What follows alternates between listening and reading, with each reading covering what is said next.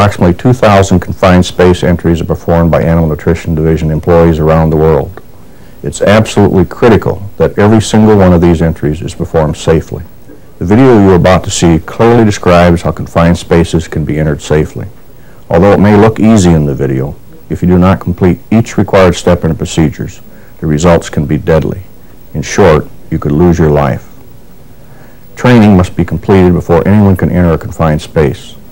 If you follow all the steps and don't take any shortcuts, confined space entry has little risk. Please watch this video carefully. If you have any questions, discuss them with your supervisor. Thanks to you, our safety record is improving every year as we continue our quest to be world class. Let's keep up the good work. Thanks for your time and attention. A confined space is defined as any space that is large enough to permit full body entry, has limited or restricted entry or exit, and is not designed for continuous occupancy. Each confined space at your facility must be clearly identified and labeled. Examples of confined spaces include rail cars, tanks, silos and truck scale pits, tank and bulk trucks, hopper trucks, air filters, ducts, bag houses and cyclones, ingredient and finished feed bins, mixers, surge bins, and pallet coolers. In many cases, the hazards in a confined space are not obvious or readily apparent. These hazards must be eliminated before entry can begin. Within the feed industry, the typical confined space hazards and safety procedures include atmosphere hazards, such as a lack of oxygen, as well as toxic or combustible gases and vapors that may exist within the confined space. The atmosphere can change at any time, so air quality must be monitored continuously with a 4-gas monitor for gases such as oxygen, carbon monoxide, hydrogen sulfide, and combustibles such as methane. Another potential hazard is engulfment, in which a person can become buried and asphyxiated by falling or flowing solid or liquid substances within a confined space. To prevent engulfment, always stay above the highest level of the material and use a lifeline so you can be pulled to a safe area. Mechanical hazards include operating equipment and machinery within a confined space, such as a screw conveyor, bucket elevator, or mixer. Always de-energize the energy sources to this equipment and machinery by using the correct lockout-tagout procedures. Always test the equipment to make sure it has been totally de-energized. An important first step involves conducting a survey to identify each confined space at your facility, as well as the atmosphere hazards, engulfment hazards, or mechanical hazards that exist. Also identify the energy sources associated with each confined space, such as electrical, mechanical, hydraulic, steam, water, and air. This list of confined spaces needs to be posted in a place accessible to all employees and should be shown to everyone, including contractors, contract employees, office cleaners, pesticide personnel, waste haulers, and plant visitors. The first step in preparing for a confined space entry is to obtain and complete a current confined space entry permit. Start by filling in the date, time, and the confined space to be entered. Explain the reason for the entry, such as bin repair, clean hopper, repair bin indicator, remove hang, product mix-up, leak in bin top, etc. Fill in the basic cause of the entry, such as poor bin rotation, management, improper bin design for product deterioration, etc. Also include the plant location, the person requesting the permit, and the permit number. Start over with a new permit numbering system in June of each crop year. After it's filled out, a confined space entry permit must be approved by an authorized person before starting the confined space entry. This applies to everyone, including contractors. Confined space entry permits can only be approved by authorized personnel, such as district plant managers, country plant managers, product line managers, production managers, and area supervisors. The authorized person cannot be a member of the entry team and must have completed the following 4-step training requirements. 1. Have read the confined space entry information and the Animal Nutrition Division Webster Safety Manual. 2. Have reviewed the confined space entry video. 3. Have read and understand each item on the confined space entry permit. 4. Have been a team member on a bin entry crew at least once. The second step is for the confined space entry site to be inspected by an employee who's completed the 4-step confined space training. This person should check off the appropriate hazards associated with the confined space on the permit. The confined space entry-exit hole must be large enough to accommodate anyone entering the confined space. The minimum opening size is 18 inches by 18 inches, 46 centimeters by 46 centimeters, and is referred to as a restricted entry. Also consider the size of a rescue person entering the confined space if there is an emergency. The third step is to select the confined space entry team. Hold a pre-entry meeting with the team to explain the reason for the entry and review the precautions that must be taken. During the meeting, designate a crew leader. The leader must be experienced in confined space entry and is usually the person who will inspect the confined space entry site. The crew leader is in charge of the entry process and must remain outside the confined space at all times. In addition, all crew members must be fully trained and they must have current, signed confined space entry procedures in their personnel files. There will always be at least 3 people involved in a confined space entry. 2 of the people will remain outside to operate the bin hoist, handle the fall protection line, monitor the person inside the confined space, and to help if an emergency arises. An exception to this is when entering a flat-bottom silo from the side where no hoist body positioning line is required and the material in the silo is less than 1 foot or 0.3 meters deep. Review the confined space entry section in the Animal Nutrition Division Webster Safety Manual for more details. There have been multiple deaths when one or both of the outside crew entered the confined space to rescue the person inside. Don't put your own life at risk attempting to rescue someone. A rescue plan must be developed in case an emergency occurs. A copy of the plan should be attached to the confined space permit.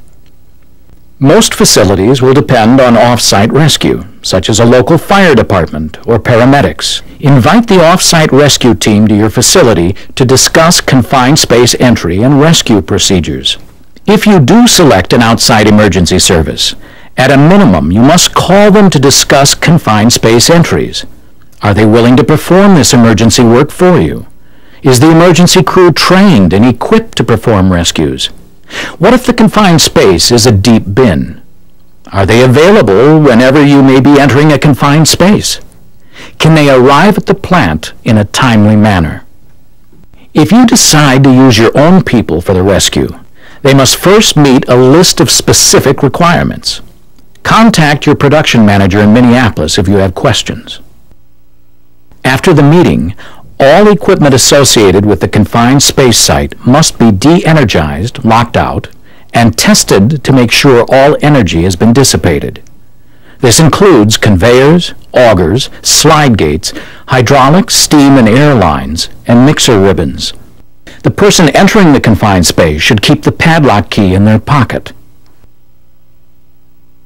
Note: lockout means the equipment disconnect must be secured. Switching off the local handoff auto switch to off is not adequate. Spouting or fluid flow lines may be blind flanged instead of locking out. Post a notice in the panel room advising that a confined space entry is in progress. Also make sure that all contractors on site are advised. Once the confined space and the entry equipment have been inspected and all the appropriate equipment has been locked out or de-energized and the pre-entry meeting has been held, call an authorized person and go through the permit to obtain approval. The permit should be obtained for a specific amount of time. Once that time period is over, a new permit must be obtained. Once the permit has been approved, the entry crew can begin preparing for the entry. Locate and test the emergency air supply unit. The unit must be easily accessible by the entry team in the event of an emergency. Assemble the crew at the entry site. In this case, an ingredient bin with hung product. The confined space permit must be posted at the entry site any time someone is in the confined space. Be sure to remove all items that could fall into the confined space. This includes hard hats and any objects in shirt or coat pockets. Check the air quality inside the bin. If the gas monitor detects gases at unacceptable levels, you may have to aerate the confined space with a fan or blow in fresh air for several hours before entry can begin. The continuous 4-gas monitor must be kept inside the confined space while the person is inside. Air quality can change quickly. If the air monitor alarms, remove the person from the confined space immediately. Limit the time in the confined space to 30 minutes or less if the outside temperature is over 90 degrees Fahrenheit or 32 degrees centigrade. Inspect all of the entry equipment, including the hoist, cable, harness, and rope lifeline. Only full-body parachute harnesses and only locking snap hooks can be used. Do not use life belts. Also, do not tie the lifeline onto the D-ring, as a knot can reduce lifeline strength by 50%. Equipment such as tools and lights must be placed in the confined space before the person and removed after the person has left the confined space to prevent injury from falling objects. Communication must be maintained with the person in the confined space. Normally, voice communication will be adequate. Two-way radios are also used and provide a quick way for the outside crew to summon help. If a two-way radio is used inside a confined space with an explosive atmosphere, such as any dust or fumes from liquids, it must be explosion-proof. Once everyone is out of the confined space and all tools, air monitor, and lights have been removed, the locked-out equipment can be re-energized and normal operation begun. Contact the control room to let them know the confined space entry has been completed. Both all clear, everything is good. Okay, I'll start it up. Special precautions apply when using ladders in confined spaces or when bucketing materials out of the confined space. See the Animal Nutrition Division Webster Safety Manual for details. Flat-bottom silos and flat warehouse ingredient storage areas require special precautions. Hazards associated with flat-bottom silos include getting caught in sweep augers, getting yourself or your lifeline caught in the discharge conveyor, and being buried by flowing grain. When someone is in the silo with a working sweep auger, the power and emergency off must be controlled by a person outside the silo.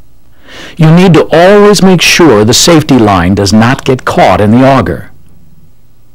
If the grain in the work area is less than 1 foot high and the discharge auger or sweep arm are operating, it may be safer to temporarily disconnect the safety line until you're ready to leave the silo. Consult your Animal Nutrition Division Webster Safety Manual for more details. For flat ingredient warehouses, hung ingredients can bury the bobcat operator. A trained manager must inspect each bay on each shift and prohibit entry where hung ingredients could fall and bury someone. This is usually done by posting a no-entry sign by bays that cannot be entered until the hang is removed. Where bobcats are used to clean silos and bays, no one else should be in the silo or bay. There have been too many deaths caused by people being buried in bins. However, confined space entries such as bin cleanout can be completed with little risk when the safety procedures and guidelines are carefully followed. 1. Always obtain a permit and hold a pre-entry safety meeting. 2. Be sure all equipment in the confined space is locked out or de-energized. 3. Continuously monitor the air in the confined space. 4. Be sure the confined space entry hoist, harness, ropes, and emergency equipment is in top condition. 5. Never go below the highest level of the hung product. 6.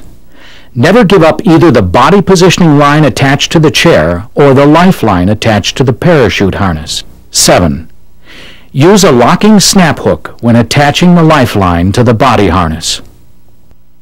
If you don't follow your safety checklist on there and don't lock out a bend and a truck comes in and they don't know you're in there, they can switch it to your bend and you can get buried alive in there in that green. No way you will make it out faster, because the suction of the grain, the harder you fight, the faster it pulls you down in and deeper you will go. When you're in a bend, you want to know, you want to have that safe feeling that the equipment is locked out. I have the keys in my pocket. I've done it myself. Going into the bend, you don't want to take that lightly. We train many times over and go through it over and over on our meetings. You just can't express safety anymore.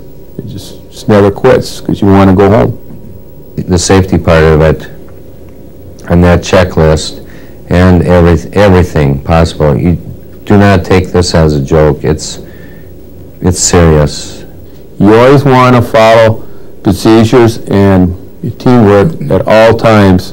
It's very important because one slip is all it takes to have a mishap. And you can't have one slip because it's all you got is one chance. So you got to follow everything to 100% to the T.